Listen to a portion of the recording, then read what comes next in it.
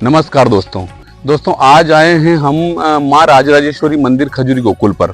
जी हाँ दोस्तों, खजूरी गोकुल राजगढ़ जिले के खिलचीपुर तहसील का एक छोटा सा गांव है जहां पर माँ राजराजेश्वरी मंदिर स्थापित है। दोस्तों मेरे साथ आइए और आज हम शुरू करते हैं माँ राजराजेश्वरी मंदिर की यात्रा।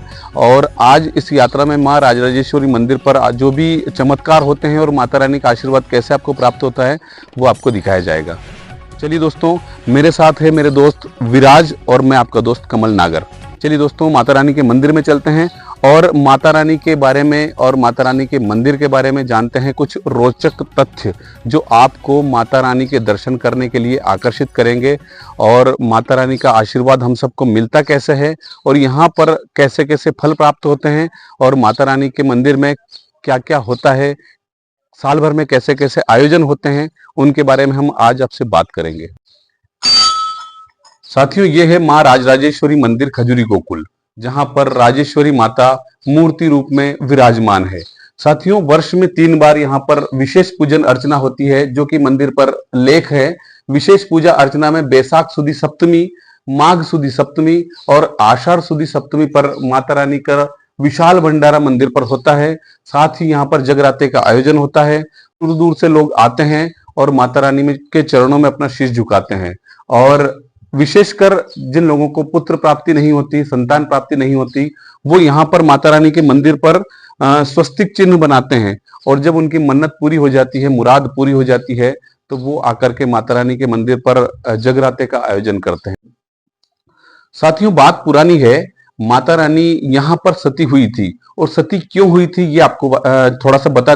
साथियों, लगभग आज से 500 वर्ष पूर्व 11 जनवरी 1578 को इसी जगह पर माँ राजराजेश्वरी के जो पतिदेव थे कान्हा जी, उनका और किसी सामाजिक व्यक्ति का एक विवाद हुआ था जिसमें उनकी मृत्यु हो गई थी।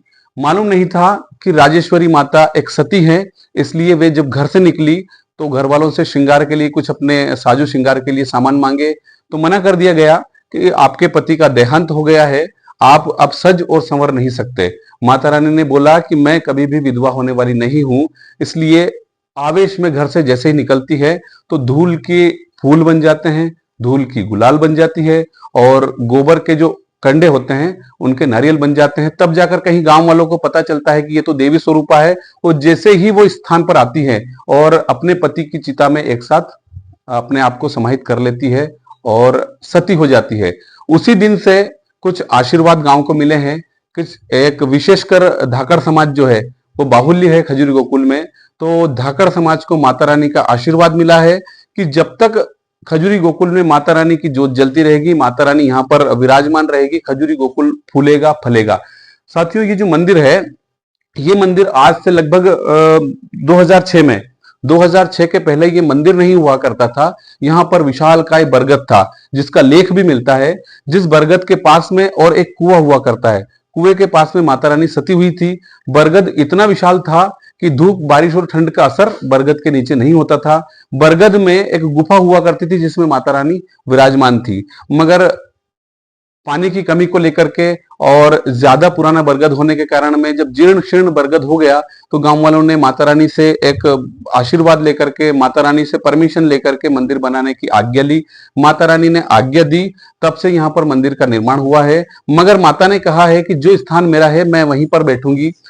ये माता रानी के मंदिर को लेकर इतिहास था। और हाँ, एक और चीज है कि माता रानी जब यहाँ पर सती हुई थी तो लेख में मिलता है कि बरगद का पेड़ था, जैसा कि बरगद के पेड़ की गुफा में माता रानी विराजमान थी। पर आज भी यहाँ पर उसी बरगद की शाखाएं और पौधों के रूप में आज भी आपको बरगद देखे जाते हैं और माता रानी के साथ बरगद का पूजन भी यहाँ पर होता है।